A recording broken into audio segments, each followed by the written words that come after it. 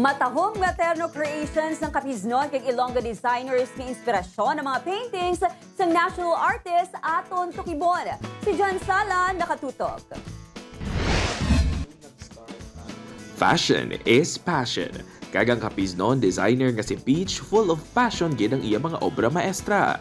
Sa bago lang natapos nga isa ka National Fashion Designers Competition, siya ang nagpangibabaw bangod sa iya mga unique kag dalayawon nga designs. Ang iya mga obra ang nagapakita sang intricate unique patterns, modern kag tailored to perfection nga atake sa mga obra ni national artist Leandro Locsin.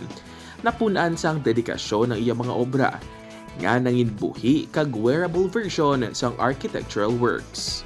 Since we were required to present a collection inspired from the 20th century visual arts or visual artists.